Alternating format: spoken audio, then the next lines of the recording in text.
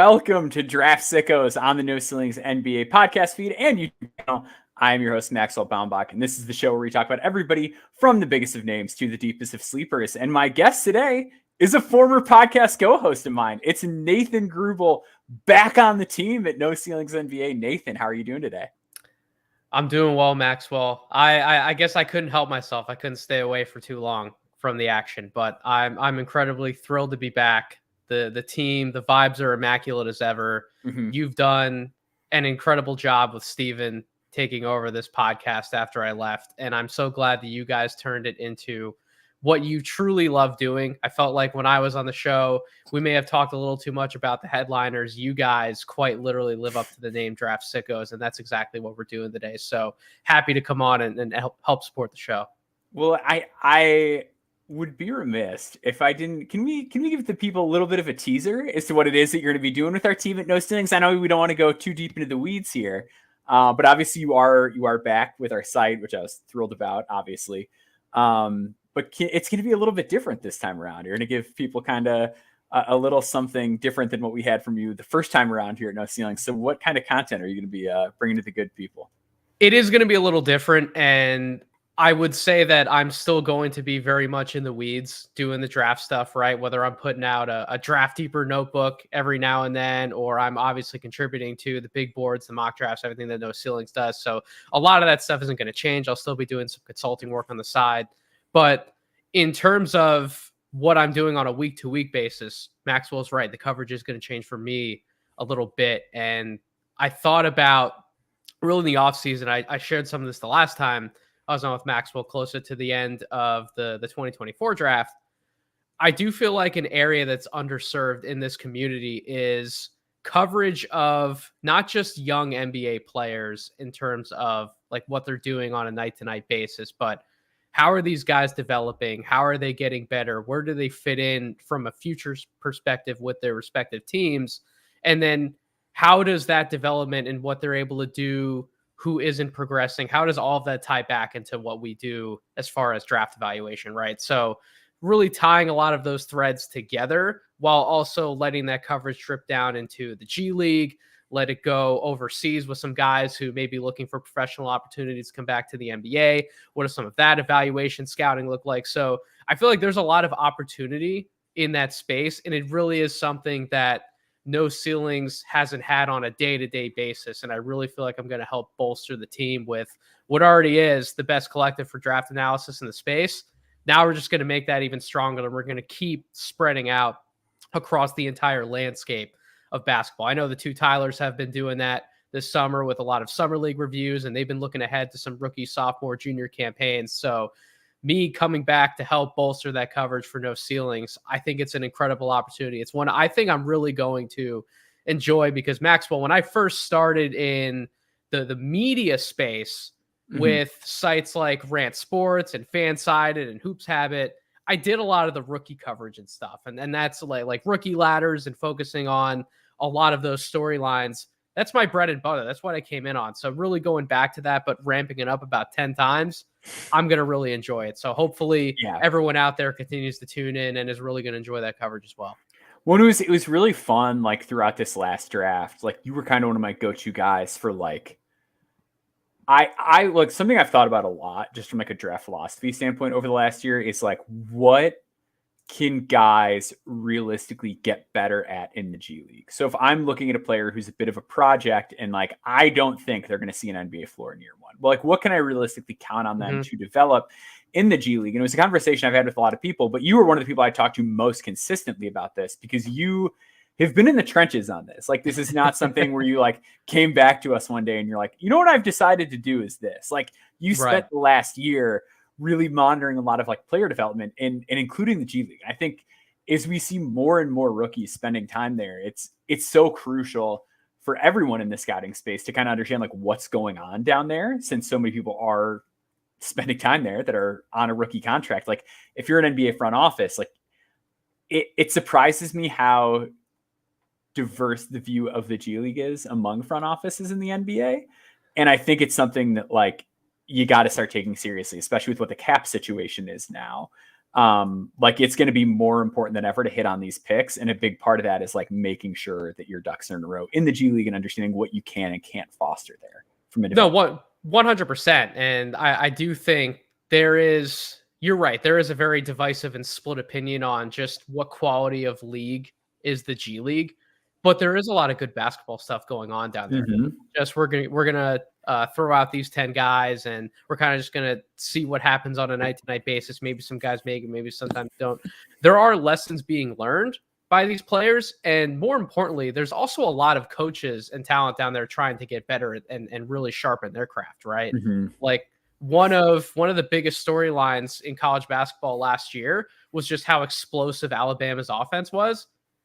Alabama's offense was really put together a lot by offensive coordinator Ryan Pannone, who has been a very successful coach, certainly in the G League during his time there. So like there's a lot of guys who are really looking to break out and make a name for themselves from a coaching perspective. And if they're going to do that, that means there needs to be some on-court success from their players. There needs to be lessons taught in which these guys can develop and learn and ultimately use to rise up to the next level or to move on to their next challenge in their professional career. So it's not like this is just a bargain bin of players where maybe we get some good results, maybe we don't. I do think there's a lot of stories and some excellent observations to be shared from that league. And so I am excited to dive into more of that. But yeah, man, that's a lot of the basketball world, especially when you're working with guys like agents and you're working with other scouts. It's not just pro personnel in terms of who's doing well in the NBA. It's watching what's going on overseas. It's learning what's going on in the G League, what kind of opportunities could potentially be there for somebody like that. That's a lot of, again, what scouting is. And from a college standpoint, you and Steven and everyone at No Ceilings do a fantastic job of really living up to the spirit of that, which is not just focusing on the top guys, but really digging into the weeds. It's the same thing in other areas of basketball. When you're talking about grassroots scouting, there's a bunch of awesome people on Twitter who cover that and do that really well. There's the pro personnel side from the G League International. There's all these other ways in which we can think about scouting and lessons we can take from all over the place. And that's hopefully what I'm going to be doing some of here for No Ceilings this year.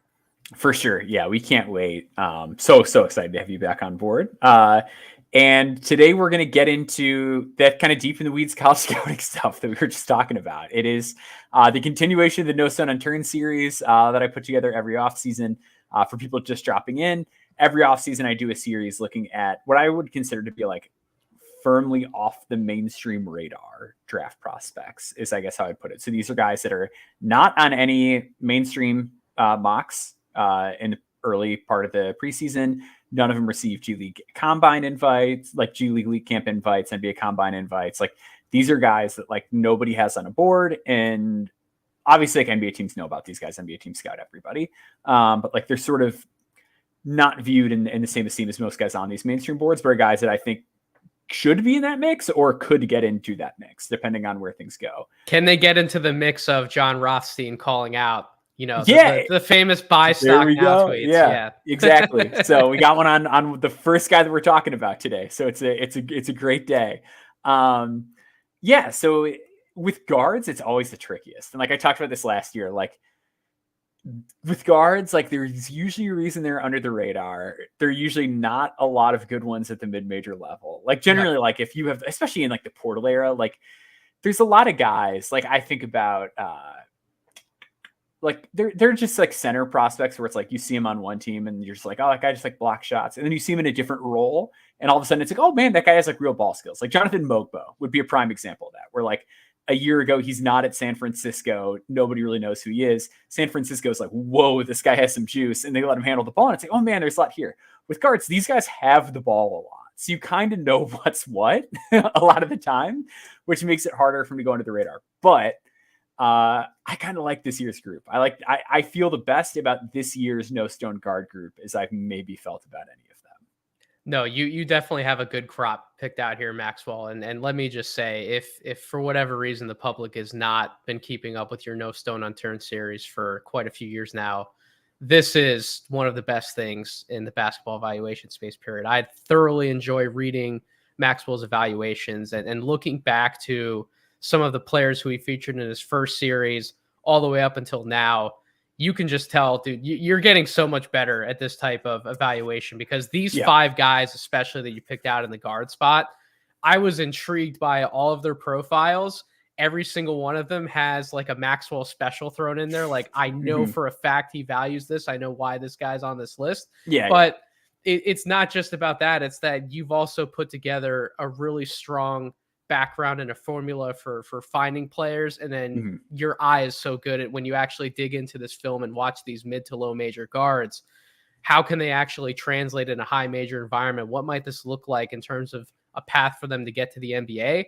And there really isn't a guy out of these 5 that we're going to talk about today that I can point to as like, Maxwell's so far off base on this dude. I don't see a path for any of these guys to make it. So that's what makes this group so special, why we're going to have so much fun. And hopefully the audience does listen to this episode as well, is that you can make a realistic case for any of these 5 guys to at least get some sort of like exhibit 10 or training camp look at the NBA at the very least. Yeah. I think all these guys like should eventually at least like play in the G League if they want to. Like, you know what I mean? Like I feel like at worst, that's what we're looking at with these guys. So let's kick it off with Ryan Conwell. So he was the guy that we both came away, I think, feeling the best about in this group. So Ryan Conwell was at Indiana State last season, 16.6 points per game, 5.8 rebounds, 2.5 assists to 1.7 turnovers, 1.1 steals per game, 0.3 blocks, 48.2% from the field, 40.7% from 3 on very high volume, and 85.5% at the free throw line. Just to kind of give a quick rundown of his game, Ryan Conwell is an exceptional shooter. Like, he is an absolute sniper with crazy range, who can shoot it off movement. Again, 40.7% from 3 on 11.6 attempts per 100 possessions. What I like most about him compared to most like quote unquote shot making guards is that he is big. He is a big, bulky man.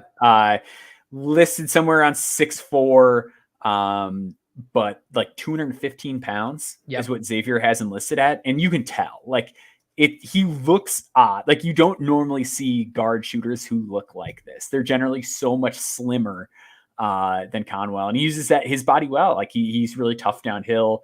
But I'll just kind of throw it over to you. That's sort of my idea with Ryan Conwell. It's like, here's a guy who's big, bulky, competes, but has like an exceptional gift as a guard shooter. And we see these like off-ball guards with a little bit of on-ball juice who can stick, and he kind of checks every box for that type of player in my book. So the biggest thing that stood out to me with Conwell's success and what I think is going to help him not only get a shot at making the NBA, but actually possibly sticking around for at least a few years, is the system and the offense in which he's coming from at Indiana State. Very 5-out, very modernized. I know it helps to have arguably the best big man passer in college basketball, and Robbie Avila kind of like commandeering that offense and really getting guys to where they need to be. But when you have someone who's used to playing off of that type of big, very give and go, heavy offense, he's able to relocate, set himself, shoot it. It's not just him spotting up in the corner and he's shooting an efficient percentage from 3-point. He's actually creating a lot of looks for himself, moving off of the ball and stepping into another type of look. And again, we're going to talk about the 3-point shooting and how good of a shooter he is from all different spots on the floor, but he also creates a lot of his own shots, both at the rim and inside the arc from the mid-range, and he converts on healthy rates on all of his 2-point attempts, honestly. So that was one of the big things that I wanted to see on the tape. Was I can clearly see from the numbers this guy can shoot. What does the rest of his offensive game look like? Defensively, what does some of that look like as well? But you hit the nail on the head. Overall, I came away very thrilled about his tape. Again, a lot of because of, look, if you're going to be an on-ball guy at the NBA level, you have to be so freaking good in that role to actually command that type of usage. A lot of these guys that we're going to talk about in this upcoming year in college scouting, they're going to be looking at secondary or tertiary roles at best. So what exactly does that look like for you? Do you have experience playing in that type of an offense? Can you excel in that type of role?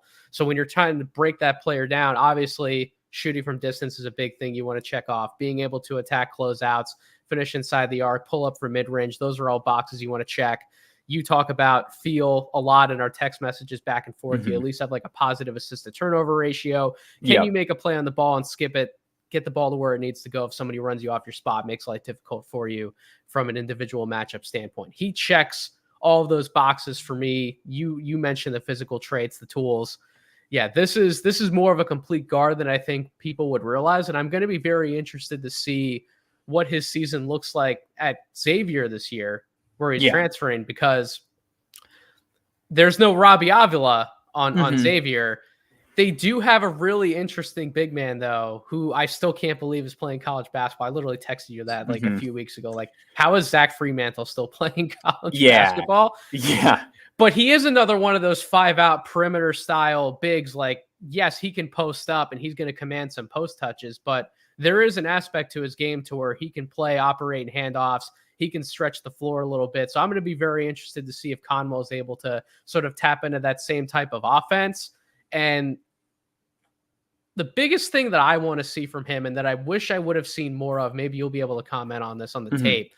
I would have loved to see even more backdoor cut opportunities from him, especially working Sure. off of Yeah. someone like Avila. Like, when I looked at the synergy breakdown, shout out synergy, there's only like 24 cuts Yeah. registered for him on synergy. I want to see that be a bigger part of his shot diet, because I do think that's something that every NBA team not only looks for, but really looks to utilize. They want guys who can read and react, move away from the basketball, set themselves up for easy opportunities. There's Mhm. nothing in Conwell's bag to where he can't do that. He recognizes and reads things very well.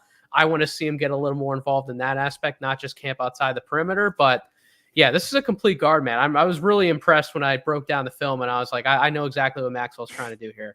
Yeah. Yeah. I really like the trajectory he's on too. Yep. Like, one of the things that really stood out to me was I watched a lot of them during the NIT.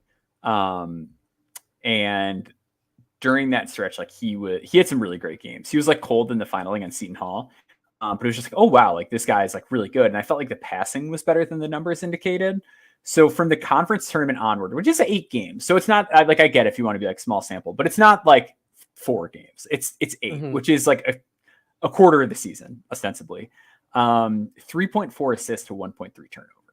Like, they started to let Pretty good. him operate with the ball more.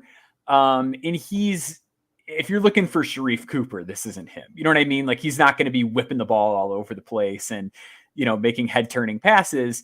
But he is really good at just like reading the defense and recognizing like, oh, hey, this guy's helping at the nail. I can just quick dish it with my hand that I'm dribbling with off to the shooter in the slot, and he can knock that down. Or like, hey, I got 2 on the ball on this pick and roll. Robbie Avila is popped. I'm getting the ball right to him. It's simple, but it's very effective. And when you have the type of shooting gravity that he has, or just like the downhill toughness that he has, I think that can be enough.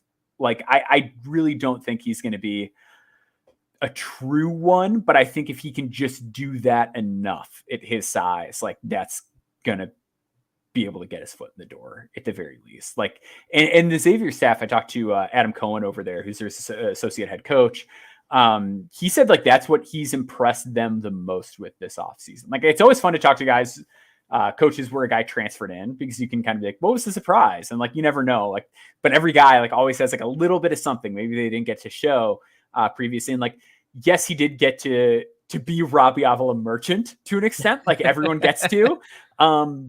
But like, they think he's further ahead as a guard than he got to show. Sure. And he's going to run some 1 for them this year. So if they trust him to run their offense, I think that says something. Like, Xavier is not a do nothing program. You know what I mean? Like, this is a real program, and they're going to let him run the point. So yeah, I think that's really good. And then to kind of turn the conversation to the defensive side of the ball, I know like his counting numbers aren't anything crazy, but I think he's very fundamentally sound. Like, he doesn't gamble, he doesn't cheat. And I understand if you want to nitpick with that and be like, well, maybe he's not toolsy enough to do that. Like, he's not the fastest guy from a standstill to dart a passing lane. He's not a guy who's going to, get up and block a shot on the perimeter here and there. Like, I understand that.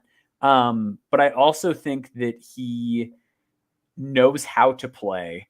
I think he's pretty quick-footed guarding the ball. Like, I think his reactive first step when guys try to like shake him or like just rip through and drive at him, he does a really good job, and he's so physical.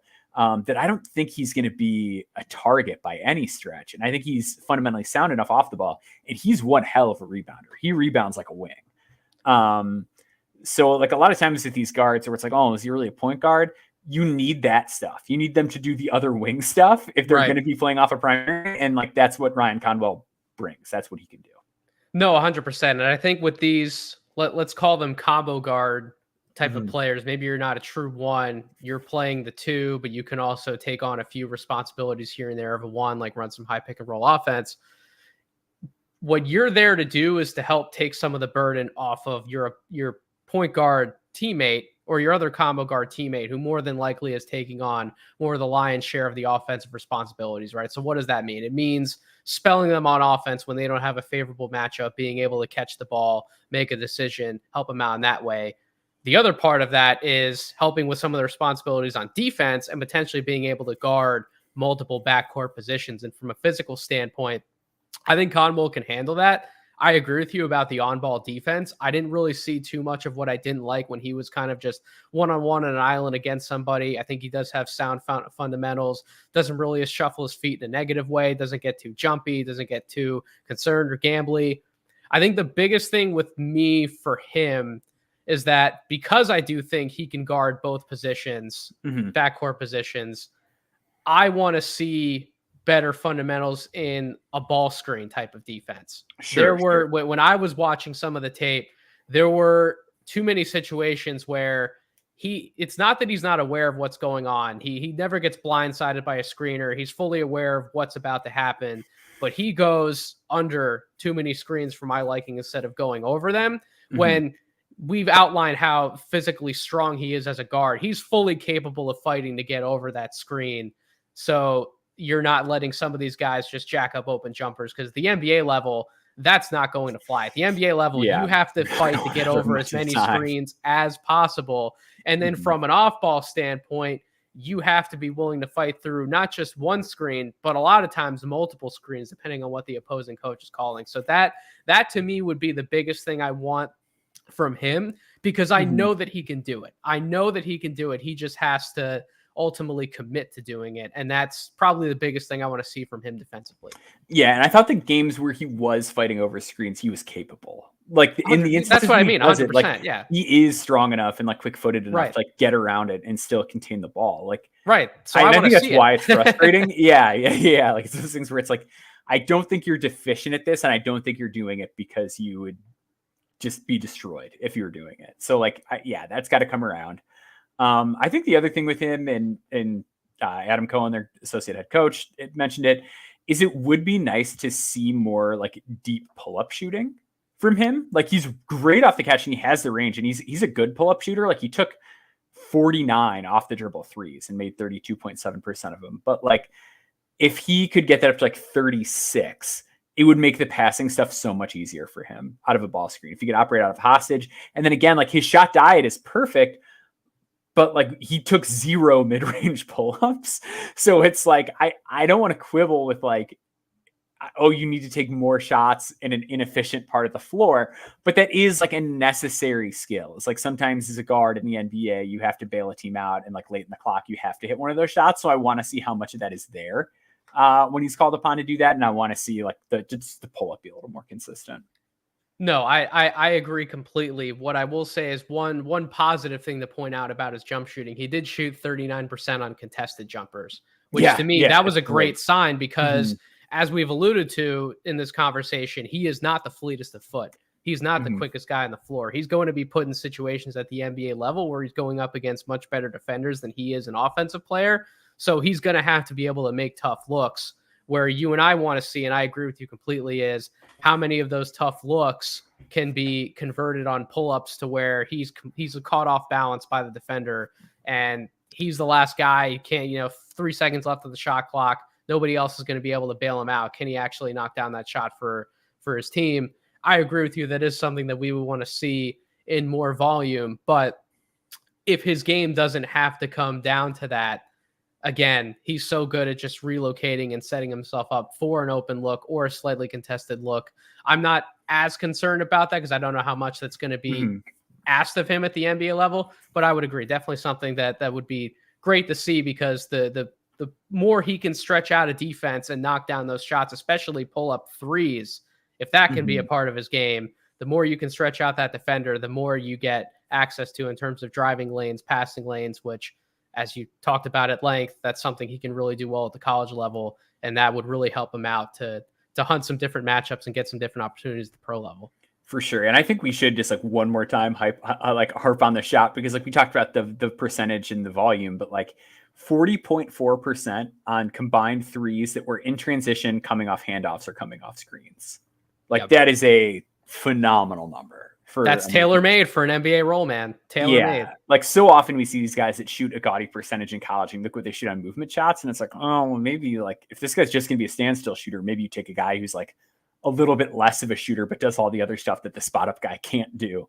We're like with Conwell, like he's bringing that legit movement profile to the team. No, if you're just going to be a standstill spot up shooter, you better be like 6'7", 6'8", 6'9" at this point in today's NBA. You have to be Isaac Okoro, like who is a guy who teams don't really guard, but he takes enough of them and then does enough other stuff that he just got, $13 million a year. Like that's what you have to be. Like if you're going to be a guy who just stands there offensively, like you've got to have a lot of other value. Yep. 100%.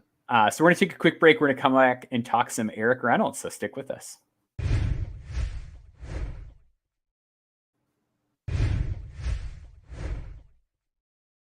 All right. We are talking Erik Reynolds. Erik Reynolds is a guard from St. Joe's. He's in your neck of the woods, is Erik Reynolds II. Going to be a senior this season, the rare guy who played all 4 years at one school in this area. We've actually got two of those guys today. Reynolds last season, he's 6'2", up to 190 pounds as of this offseason. 17.3 points per game, 2.7 rebounds, 2.7 assists to 1.4 turnovers, 1.2 steals, 0.2 blocks. He was 42% from the field, 38% from three, and 87.1% from the free throw line. The big thing with Reynolds is the volume, shooting, and just the is a shooter. So that is really like the sell with Erik Reynolds. It's like, my goodness, can this guy shoot in every conceivable way? So 38%, you're probably like, oh, that's good. But like 14.2 attempts per 100 possessions, which is a rare mark for volume. To even just have that green light to be allowed to hoist that many threes is like in and of itself an indicator that like, oh my God, this guy is a real deal shooter. So with Reynolds as a pick and roll ball handler, he was about 34.5%, 39% off screens, 40.7% in transition, 50% on 46 handoff threes this last season. The range is in the parking lot. Like he can shoot anywhere on the court and make it. He's got a real like quick twitch sort of slither to him on the perimeter where he is just real shifty and sudden with the ball. So that kind of east-west footwork, the step backs, they happen really quickly and allow him to get off these shots like completely uncontested. But occasionally he'll just pull up and launch one over like a 6'7" dude and hit it. Yep. Anything you could ask for in a shot maker, Erik Reynolds has. Let's talk about that first before we get to the rest of the game. So just in terms of like the overall shot making profile, what do you see from Erik Reynolds? I mean, you laid out a lot of the numbers and you did a great job in doing so. Just when you flip on the tape and watch this guy, he can make shots that a lot of other guards in this class just flat out can't make. No. And that is his special skill. And it's a needed one at the NBA level. If you are going to play as a guard, you do need to be able to not only hit shots from three, but you need to be able to make tough looks because you're never quite sure of what the opposing defense is going to throw at you. You know, if they switch a bigger wing on you, if they switch somewhat of a mobile big onto you, someone who's going to get up in your face and be able to contest, you know, there's a big difference between a college guard with like a 6'5" wingspan and a big wing with like a 7'1", 7'2" wingspan at the NBA level.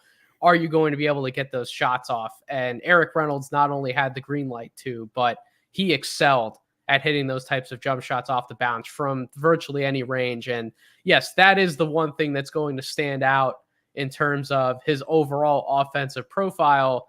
But I think you did a good job in your piece of laying out the fact that there are some other good elements to his offensive game as well, Mhm. like his ability to play in pick and roll offense and not just obviously pull up and score or get to the basket, but also find guys, right? Make that Yep. next read. He is a capable passer, a positive assist to turnover ratio player. Which He like he was actually, not like 2 years ago. Like I had people to like, and this is where I want to give credit to Erik Reynolds. Like 2 years ago, I had people being like, "You gonna do Erik Reynolds?" And I was like, "No." And like even last year, I was like, I don't really see it so yet." 2 years Like ago, did you realize that he averaged over 5 fouls a game? So two I years did ago not was realize Erik the foul Reynolds. stat at that point. It was more just like that. I'm not looking at a guard with that assist to turnover ratio. Who's 6'2". Was Erik Reynolds even able to play the minutes to somewhat Yeah. showcase that this could be his potential? So you're right. He's come a long way in 2 years and really had a stellar junior campaign. I mean, I thought he broke out on a lot of radars in that Kentucky game when St. Oh Joe's my gave gosh. Yeah, Kentucky he was unreal against Kentucky this year. literally everything that they could handle. And I was like, this St. Joe's team. I mean, because of how young that squad is, and there's a lot of returning players coming back. They have another guard coming in, Derek Simpson, who I've been a fan of at Rutgers. Mm-hmm. They lost the big man, unfortunately. Oh, Sindoko is sick. He's so Yeah, fun. they lost him to Providence, but a lot of the other remnants of this team remain there. And I'm going to be very interested to see. We talk about excessive green lights. How excessive of a green light is he going to have if he's got someone like Simpson there? A lot of the No Ceilings collective are all in on Xavier Brown, and they're expecting him to take a step forward. A lot of the basketball world is in on X Brown. X Brown was also going to be covered in this series, and Sam Vecini put him on an early mock, and that was like a tell that it's like, ooh, like this is the secrets are leaking out of the chamber that people are really really excited about X Brown. Yeah, we're gonna be talking about him for sure at some point this season. But yeah, so there are other elements to his offensive game that can highlight an NBA guard, but he is a boom or bust candidate. I ended with him as the second out of these five guys in my rankings of these five, but I do very well acknowledge that there are some negatives there that could really bring down his case and might keep him from getting more than that cup of coffee in the NBA that he'd probably like. Yeah, so let's get into that. So I cannot stress enough how much I like the shot making. Like that's really important. It's like, but to your point, like let's talk about when it's not going great. So like in the Kentucky game where we just praised him, he had 28 points, 5 assists, 3 rebounds, a steal, 9 for 17 from the field, 6 for 12 from 3. Had a great play in that game where some like Kentucky's ball screen defense was off, and he used that quick twitch burst to get into the lane and then sky up for a dunk off 1 foot. And like, as he continues to fill out his frame, the finishing should be a thing that's there for him. Like there's a lot to like with how he scores the ball. Right. The question is, in the games where the shot is not going in, what are you giving me? And it's tough to sell that at the NBA level where like at the college level, there have been games where that doesn't happen. And that's why I think his context is fascinating this year, where he's alongside like X Brown, Derek Simpson, Rasheer Fleming. Like Rucker, when he was at Formula Zero and he wrote that report for our site, like Rasheer Fleming was a guy who was like, man, he really caught my eye. Like that's another guy that like I know a lot of people internally at our site are really interested in, like sooner than people might think.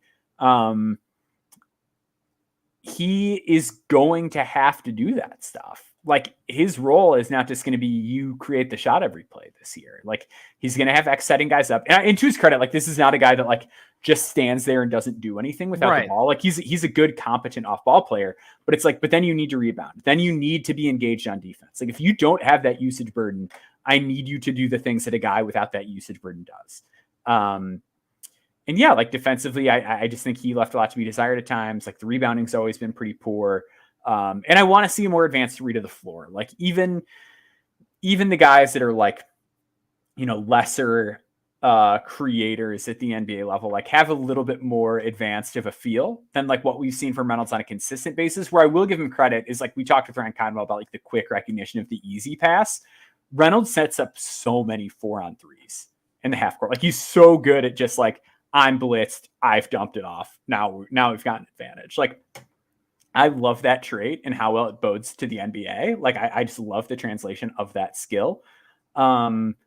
but I would like to see a little bit more like going through his progression out of a ball screen. 100%. 100%. Which, like, we just haven't really seen from him. So I want to see more of that. I need to see more defensively, like both on and off the ball. Like I think there's times where he can make plays, but like even on the ball, like his too content to get beat. Effort just kind of waxes and wanes, like a little slower to react to things in a way that like you don't like to see, and it feels a little more effort driven than like, oh, he's just not there. I complained about some of Conwell's screen navigation or lack of making the right decision in those types of plays. At least Conwell, we're confident, can fight over those screens. Depending on what's going on in the offense, Erik Reynolds is potentially just dead in the water on some of those plays, period, because he's not a big guy. He's not going to be a big guy. So if you can scheme him out defensively fairly easily, that means he really has to be making up for that on the offensive side of the ball in the minutes that he's playing. And it's not just the scoring and the shooting. That's exactly why we come back to, he's got to be a much better playmaker. He's got to be a guy who's gathering more assists and putting them in the box score, because it's not just about the 2s and the 3s that you can hit. It's about the other types of shots that you're able to generate. It's about making sure that the offense is well fed within the flow of the game in transition. You know, he's very capable of setting up more of those looks as well. That's something I want to keep seeing from him at the college level. So to your point, these other parts of the game are foundationally important, because coaches at the NBA level, they're going to either shut off your best skill, or they're going to make it very hard for you to get to that skill. And Erik Reynolds is one of the best tough shot makers we're going to have in college basketball. But boy, is that a rough way to live if that's really the only tool that's in the toolbox. And we've seen that time and time again from some of these shifty, very capable with the ball in their hands, able to get the defender off balance, step back, hit some of these crazy step back shots. Like, we've seen some of those guys where if that's all that they have and that's purely what they rely on, they ain't getting it done that same way in the NBA level. And those guys are either not making it to a second contract, or they're really riding the bench at the next level. So we do need to see a little bit more from Erik Reynolds. But if he can make strides in those other areas, then we come back to why you let off with the shot making being so special, because it is. And it can be a separator between some of these other guys that we're going to have in this pool to a certain degree. Yeah, and I think it's even like a separator from other like shot making guards. Like even in the article, like I brought up Boogie Ellis. I think he's a better shot maker than Boogie Ellis. 100%. Like I think 100%. He's better at like every level, because he's got a better handle. He has a very underrated handle. Yep. And yeah, just like you said, he's always going to be able to create separation on his guard to guard matchup. It's when the defense is schemed to do some other things. They bring help in certain areas. They switch a bigger defender onto him. Is Reynolds going to ultimately wise up and say, look, I can't take this shot. I got to get this ball somewhere else. Or if they're bringing a defender, they're lifting somebody out of the weak side corner. Like, am I going to be able to make that skip pass, get it to the corner, find the open shooter? Like, it's not just, do I see what's happening with the defense when it's broken down, but am I also willing to get the ball there because it could possibly take another opportunity for me to pad my stats? And I'm not saying that Erik's that type of player, which you actually gave a lot of really good character intel on Erik in the piece. And I was very excited to read a lot of that, but you can't help but ask some of those questions just purely when you're watching the tape, not just talking to the player. So we do want to see more balance from him, but at the end of the day, that shot making, his ability to shoot, it really is special stuff. Yeah, and the reason I bring up Boogie too is like Boogie got an E10. He was an elite camp invite who got an E10, and I think Reynolds is better than him.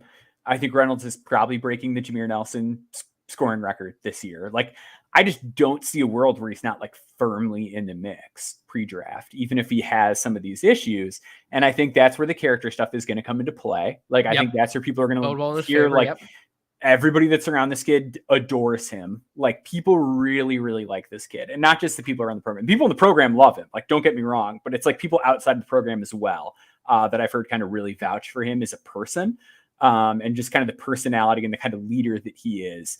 That stuff is going to be a big separator when we're talking about guards. Because like a lot of teams are going to be guard skeptical. So when they see the one that can make shots from 40 feet away, that also like they know is not going to be an idiot, like they're going to put some real value in that. I know that everyone likes to consider Villanova a Philadelphia school because Mhm. it's part of the Big Five. But if we're talking about college basketball that's actually inside of the city of Philadelphia, Mhm. I haven't been this excited about one of those teams probably since I was in college going to Temple back in like 2014, twenty Mhm. fifteen, and even before that when I was in high school watching some of those Fran Dunphy teams. So I am super excited to get some St. Joe's games this year and see what's going on. Yeah, I cannot wait to watch this team. So we're going to take a quick break. We're going to get back to the last three guys on a little bit quicker of a basis, speed around it a little bit. So stick with us. We'll be right back.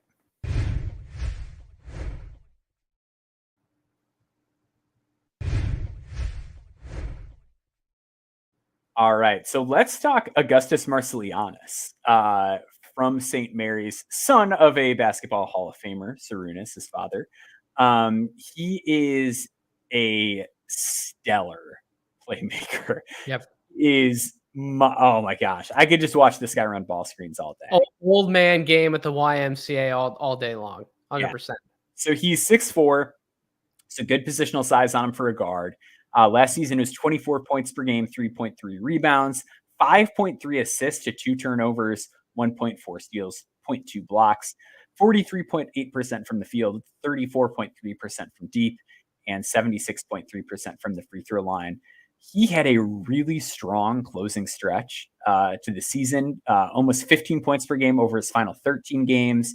During that time, he shot 40% from three and had 6.8 turnover or 6.8 assists to 1.9 turnovers. So late in the year, like this guy just really turned it up, and he was not much of a player at all the 2 years prior to this, to be frank. Like this is a guy that scored, 3 points per game on like 30% shooting as a freshman, Mhm. and 5.9 points on 41.4% shooting next year. Like he went from being like, oh, there's a guy to like, oh, there's a guy. Like it's really been a No. You can transformation. paint the picture better than that, Maxwell. You and I were watching St. Mary's last year, and I think the bigger name to scout of that team was Aid Mahaney. And you and I were Mhm. both like, "Who's this other kid? Like Yeah, this yeah. kid's kind of funky. He's really fun. Who's this kid?" Yeah, he is a maestro. Just like such a great ball handler, always keeps it low, always keeps it tight.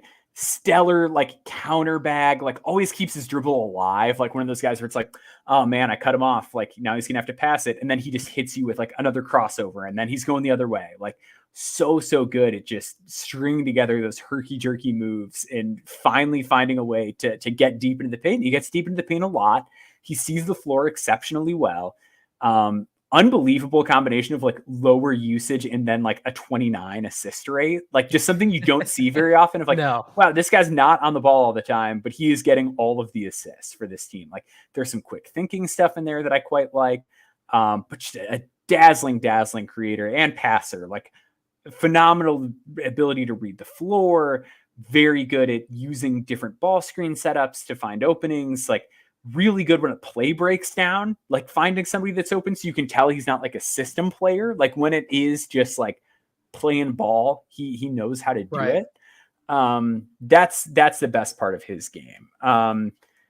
Where it gets a little murky is the shot. So low volume from three.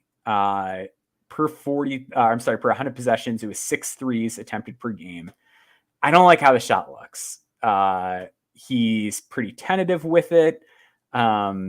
His base is really narrow, especially when he pulls up, which like just doesn't seem like he's got a lot of balance when he's going up into his jumper.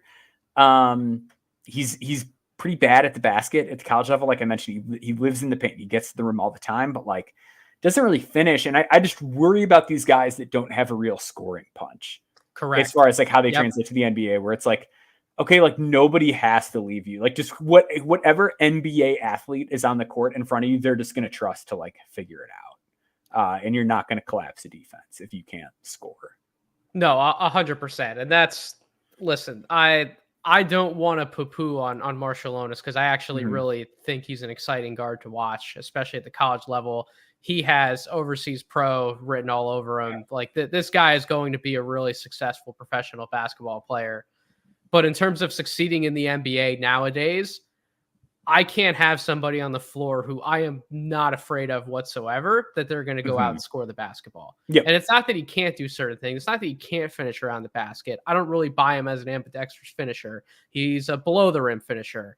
For all the reasons that you laid out, I'm not buying the 3-point shot, even though he shot about 34% from 3-point range. It was on lower volume. He's not one of these guys who I think is really going to bend defense and make a lot of mid-range attempts on better defenders. Like he doesn't scare me from that standpoint. Now it is impressive because he is one of those guys who, again, he's very crafty. He knows how to use his body, sell up fakes really well to create different types of passing lanes. He consistently gets paint touches. Like he does a lot of good things to actually set up a lot of the passing, which is the main call out with him. But at the NBA level, if defenses know that you are specifically on the floor to only pass and not score, I mean, those kinds of, you don't really see a lot of those guards in the league anymore because defenders have just gotten so good at taking that away from them. So, and the guards that are guards that really defend, and we can have a conversation about where he kind of fits defensively. Like one last thing I just want to say on the offense too is like, if you're listening to this and you're like, well, you said that Kamani Hamilton like isn't a scared shooter 3 episodes ago, and he ticks like 6 a game. Like, I don't think we put enough emphasis on like how much more your shooting matters when you're a guard and how much more efficient your shooting has to be when you're a guard. Yep. Like it is not the same. It's not the same as when you're 6'7" and 230 pounds as when you're 6'4", 195, which is what Marciulionis is, which again, like it's fine for a point guard, but the shooting's not fine for a point guard. Like we need the continued progression there. Correct. And then the last thing you said was about the defense. Yeah. Too. So let's get into the defense real quick. I think the team defense is actually good. Like, I think he's pretty good at like denying the ball and just like reading the floor, like high DBPM guy, like gets after loose balls, like knows how to read passing lanes, like reliable when like he's very good at seeking out when the other team is running like a very structured set. And he knows like, oh, this guy is like supposed to go backdoor on me. And I know that post player who has the ball at the top of the key is going to throw this backdoor pass, even though I'm right here. Like he's very good at that, which like how much NBA functionality does that have? Maybe not a ton, but at least shows that like, hey, the gears are really turning. Like he's a really smart player. Exactly. Right. Like he can get away with some of that stuff if he's in a college defense and depending on the lineups he's playing, like he can be guarding like the opposing 2 or the 3 and he can be away from the ball. Like that's all fine and dandy. But at the NBA, he's a 1. And when it comes down to the ball screen defense, the footwork I'm not buying it. He crosses his feet a lot, like a lot. Like he can get low in his stance. Like I think his foot speed can be okay. And I think he tries to work around screens. I don't think he's particularly strong. And I don't think he's just like laterally fast enough to properly move his feet and still contain the ball when it comes to 100%. Like I think it's those two that I'm just like, I've seen the good. These 2 things really scare me. And he's willing to take contact too, like on both sides of the ball. He's willing to take some contact. But to your point, the lack of strength, like it's one thing to be willing to take the hit, but he can't really absorb the hit. He's kind of just like flying backwards or flying somewhere else. And then, what did that hit really mean in terms of either stopping someone from scoring or getting a basket yourself? Like just because you're willing to take the contact, that's great, but you also have to be able to absorb it a little bit to ultimately mitigate some things on either side of the ball. So yeah, and like one thing I wrote in the article is like if you want to be like really optimistic and say like, okay, let's say he gets drafted a year from now, like what's it going to be? And like I basically said in the article, it would be like selling people on the idea that he can be like finesse Tyler Kolek and be like this maestro who just like. But I think so much the appeal of Kolek is like he's a bulldog. Like he's a tank. Right. He's going to fight through the contact and play through it. Where if you're going to sell the idea of like a finesse Kolek, like that's tough. Like you've got to have a lot of finesse, and you probably have to pair it with some tools that I just don't know that he has. Right. And Kolek also to his credit, I know we're going to move on to another player, but Kolek to his credit at Summer League for the Knicks, like he created a lot of offense at Summer League that quite frankly, I didn't think was going to be in his bag at the pro level. And if I'm taking a look at what he showed he could do in Summer League versus what we might be optimistic about with Augustas, like I'm not sure that he can even get to that level where Kolek's at. So I want to give Kolek a lot of credit there too. Sure. He was an exciting player to watch at Summer League. And I think the one last thing I'm going to give Augustas here before we move on is just like, we have to remember that he was not good at all 2 years ago. Like, this guy was not good as a sophomore. Like, he wasn't. And like, part of me said, like, I wrote in the article, like, part of me wonders if he's just really started to figure some things out. And if he comes in this season and he's like a knockdown guy from 3, then I think like the tenor of this conversation really changes quite a bit. And then like there is a possibility for him to find one of those roles as a table setting guard, as few and far between as they may be. Like maybe he's Monte Morris. My fear is like one of the comps I made in the article is like maybe he's just Xavier Simpson. Like maybe he's a guy who's like awesome in the G League because he's like way smarter than a lot of people, and just never quite has it click at the NBA level. But like I do wonder if there's like a Monte Morris outcome for him. If he can get the offense where like the scoring portion of the offense where it needs to be, and then just get up to snuff enough from like a strength and agility standpoint to hang. I agree completely. Monte Morris is not a burner. He's not someone who's going to, live at the basket and create a lot of rim attempts, but he has been consistently a pretty good pull-up shooter at the NBA level. So if Marciulionis could at least get something like that in his bag to where he's a threat to score, I agree with you. That changes his valuation. Yep. So let's do Robert McRae V, who's a player out of Jacksonville, like super athletic guard. McRae is listed at 6'4". Do you think he's 6'4" before we move on? I don't think that he is. I think it's really close. I think it's probably because of his body type, like his frame, and then also he's got I don't know what do you think his wingspan is? I'm not sure it's like anything out of this world, but I think it like might be like a +2 or +3. So that might also like help him look a little taller than he is. But I think he's probably like 6'2.5", 6'3". Okay. Yeah. So Robert McRae is quite the scorer. 18.4 points per game, 4.2 rebounds, 2.9 assists, 2.5 turnovers, 1.3 steals, 0.2 blocks. He was 50.2% from the field, 35.8% from 3, 71.6% from the free throw line. We'll kind of talk about the offense first. Basically, he's a scorer. Like he is a scorer. He hit 41.3% of his pull-up threes, and he is insanely fast from like 3-point line to the rim. He is a blur. And it was so fun. Like the Jacksonville fans like caught on to it. And there was a play in one of their games. I can't remember which team it was against. It might've been, I know it wasn't Kennesaw, because the Kennesaw dunk I'm thinking of was like on the opposite end of the court where I'm picturing this one in my head. He like blew by a guy, and like the second he got like a foot inside the 3-point line, the entire crowd already stands up. Like they're already like, oh, he's about to throw one down. Like he is so nasty athletically, crazy bounce off 1 foot. Like one of those just classic dunks and threes kind of guy. Ended up with 22 dunks last year, which is a phenomenal number for a guard. 62.2% at the rim in the half court. So outstanding pull-up shooting, outstanding finishing, and true NBA athleticism. So 29 usage rate, which is very, very high, and 59.4% true shooting.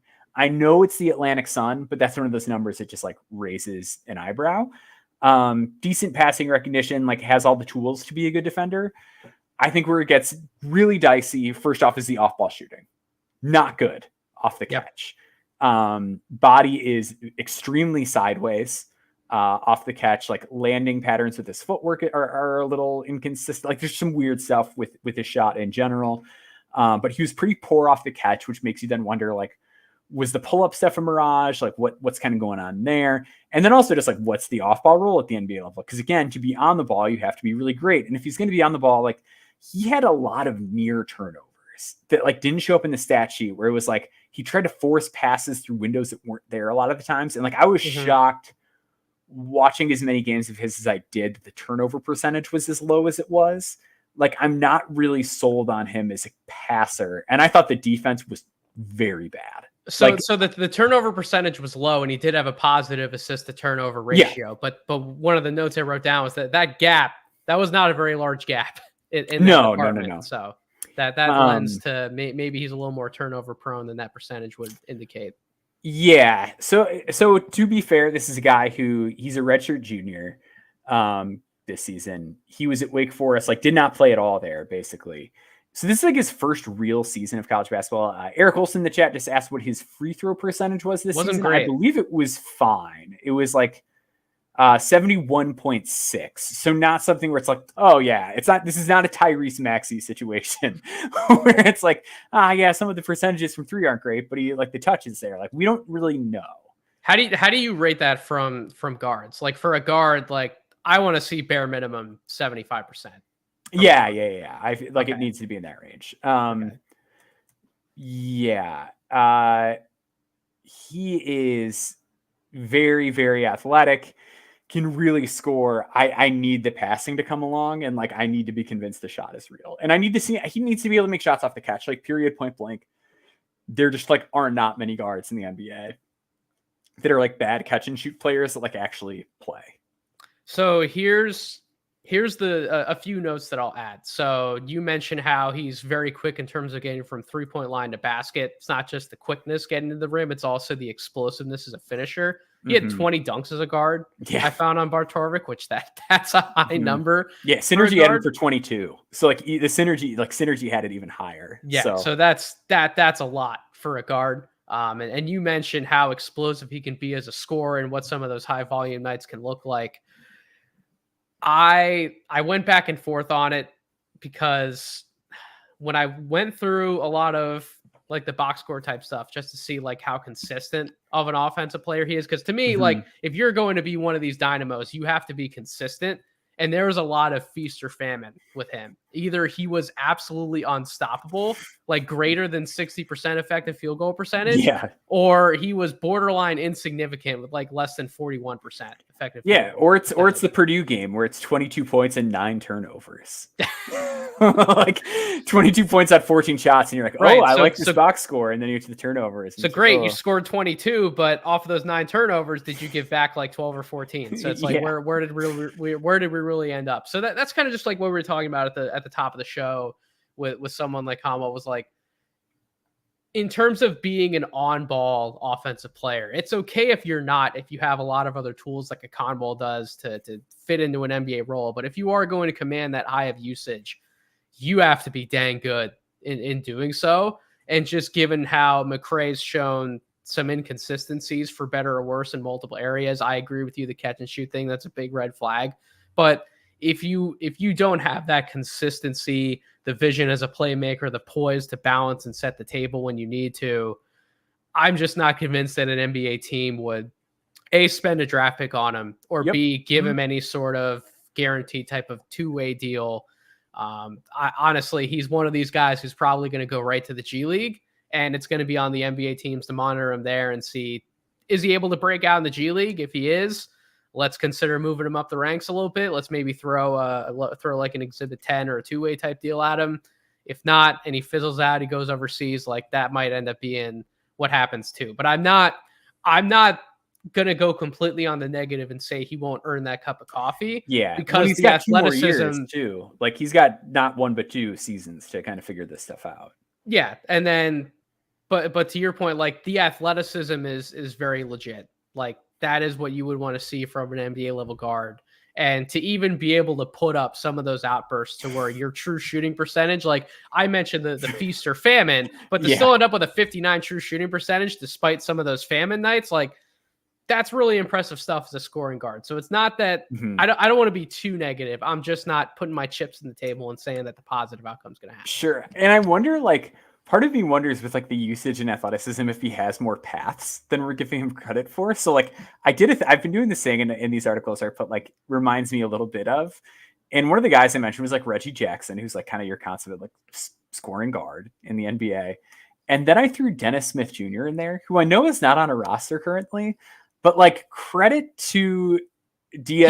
He's gonna get on a roster at some point though. He is. And like credit him for like figuring out a different way to play. Where it was like, look, what I came into the league like thinking was going to work out kind of hasn't worked out. I'm just going to be a menace on defense. Like I'm going to be a pest and I'm going to find a way to like impact games. Like McRae defensively this year, very bad. Like if you go look at the tape and you're like, what's the sell here? Like I get it. Like he's super forward leaning in his stance. Like his closeouts are void of effort at times. He plays behind the ball too much. Like, but tools wise, it's like, man, I wonder if like you really just got him to lock in and not have a 29 usage rate. Like, why couldn't he find that path eventually? Yeah, he's not overly physical from that sense, but he is quick enough to certainly evade and get around guys. So yeah, I agree with you 100%. What could that look like?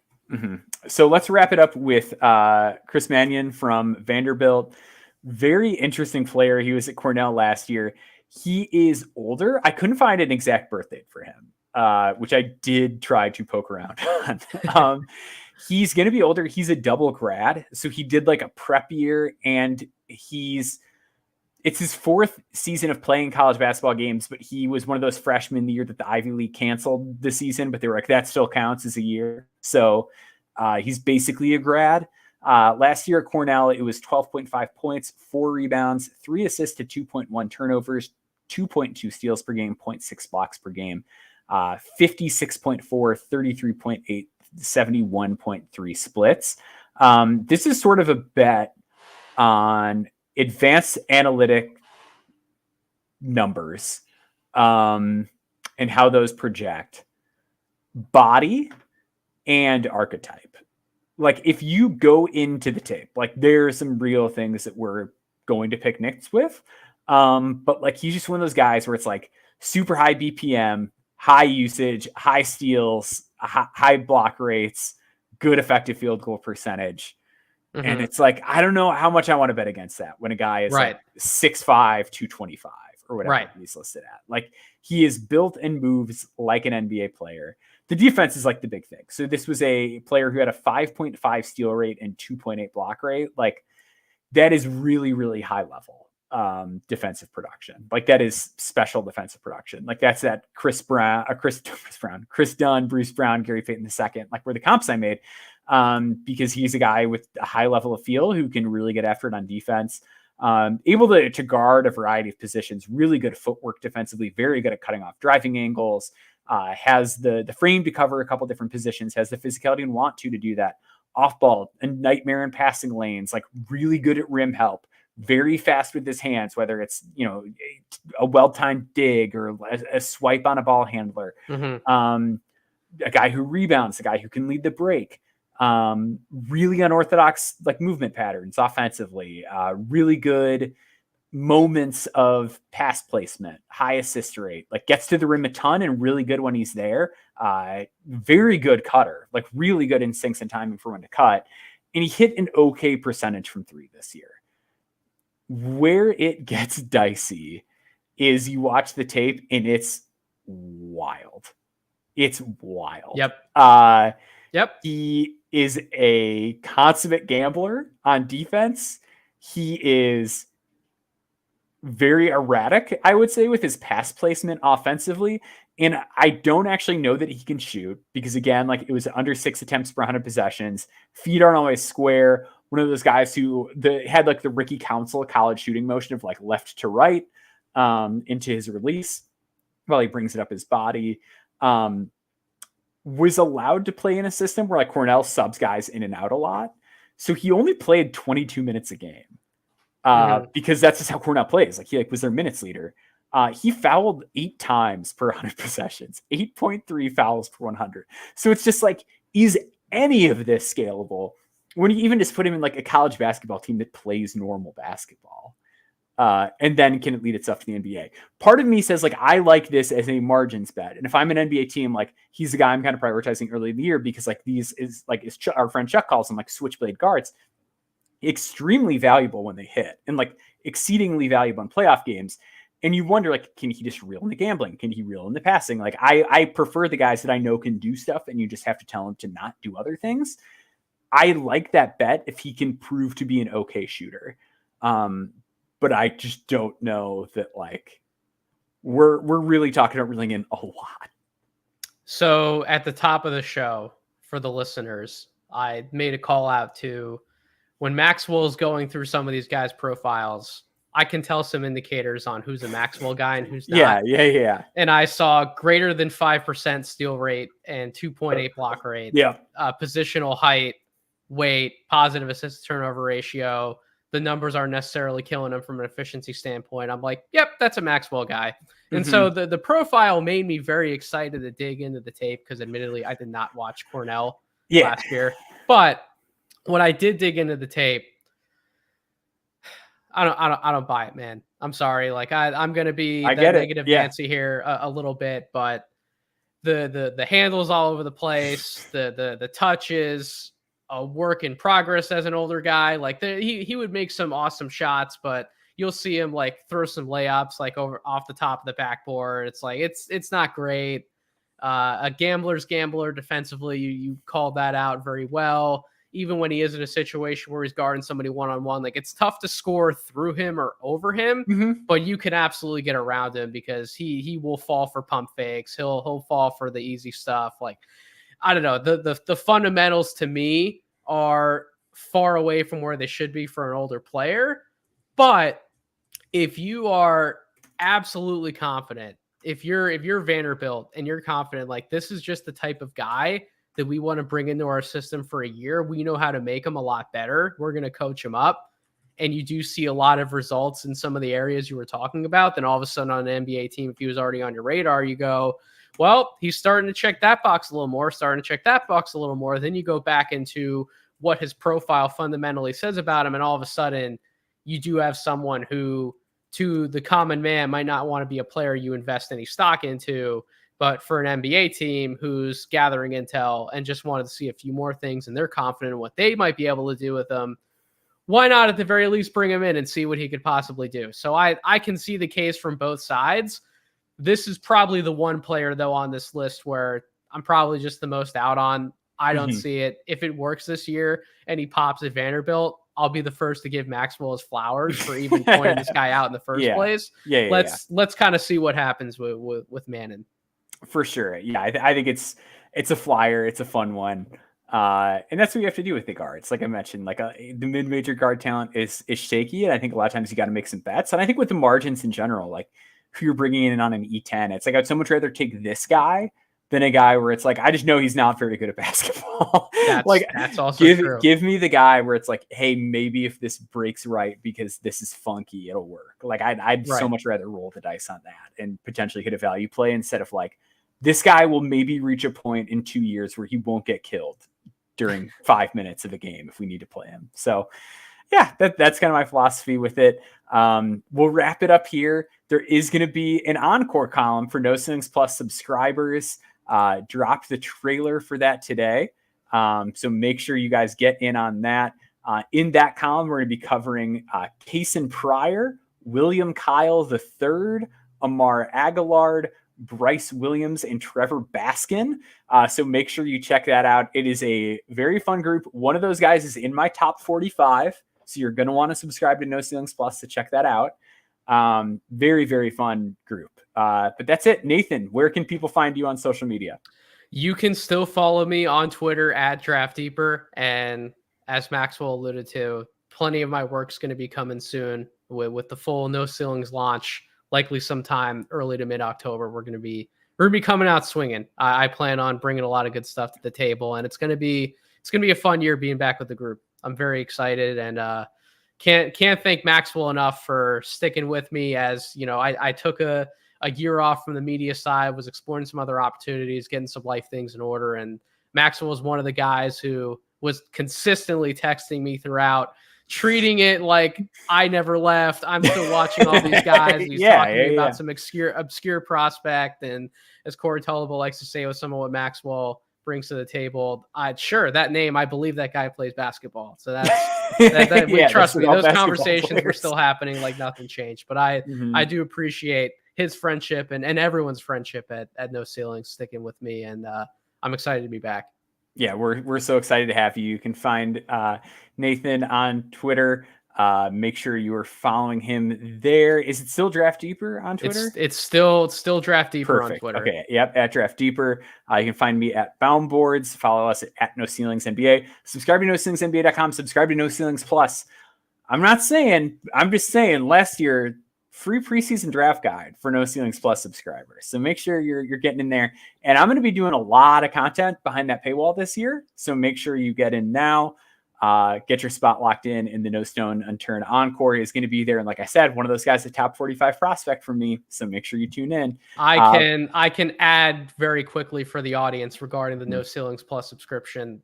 Most of my stuff is probably going to be behind that paywall as well. So definitely something you want to get in on. Absolutely. So thank you to everyone who's listening. Thank you to our live chat, Dirty Dancer, Eric Olson. Love you guys. Love how often you guys turn up for us. We really appreciate it. But yeah, until next time, we will see you later.